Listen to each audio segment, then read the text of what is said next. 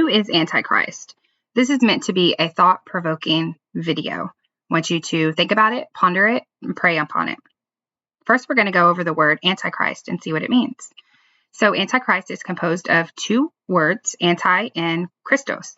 The one we're going to focus on mostly is anti, and you can see it's G473, and then Christos is G5547, which means Christ, the Messiah, or the Anointed One.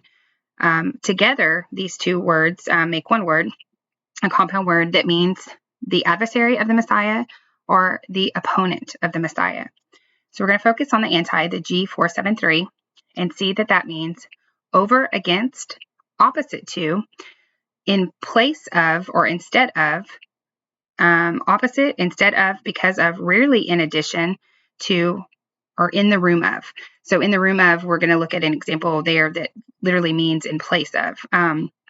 So just a quick summary. It means against, an opposite to, so opposition, or in place of. So if you're anti something, it means you're against something, or you're in opposition to it, okay? But in this case, it can also mean in place of. So an example of that is Matthew 2:22 that says, when he heard that Archelaus did rule in Judea in room of his father, Herod. So basically that means that, he started ruling in place of his dad because his dad died.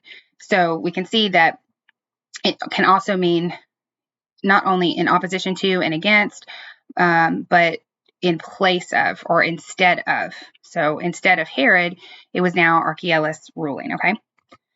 So I want so before I even start this, I want to say that when my grandma died, when she was dying, I prayed with her in the name of Jesus.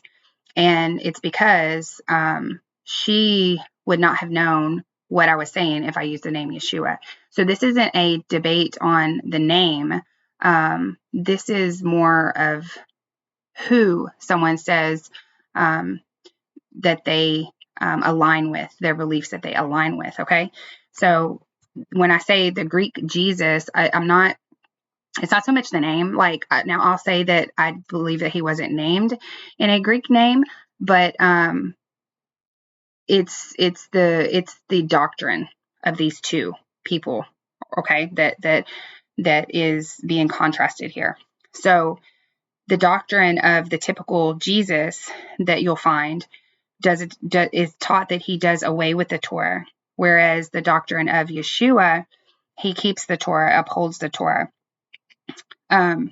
Jesus keeps Sunday. You can keep Sunday, or you can keep any day, or you don't even have to keep a day as a Sabbath, whatever day you want, right? The Hebrew Yeshua keeps the Sabbath day, which is the seventh day that was commanded by God.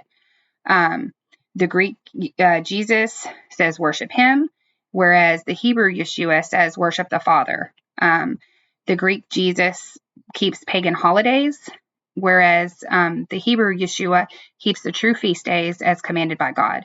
So you can see here that we have an issue, because this Greek Jesus that is being proclaimed throughout the world by many is in direct opposition to the Hebrew Yeshua and what the Hebrew Yeshua says and taught in his doctrine.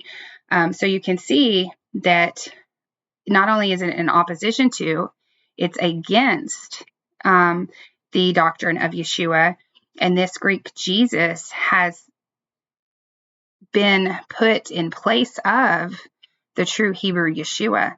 So we see here that we have this character who has been proclaimed, and yet he's in place of the true Yeshua and the doctrine that Yeshua taught, and he's against that doctrine. So, the doctrine of the Jesus today that is gone by many people is anti-Christ, is anti-Messiah. And that's something that you really need to think about and study and pray on. And if there's going to be another figure that, that's not what I'm here to speak on today, that's a possibility. But the point I'm making here is this is a big one. This is a really big one. And we need to think about it and pray on it. Thank you and have a good day.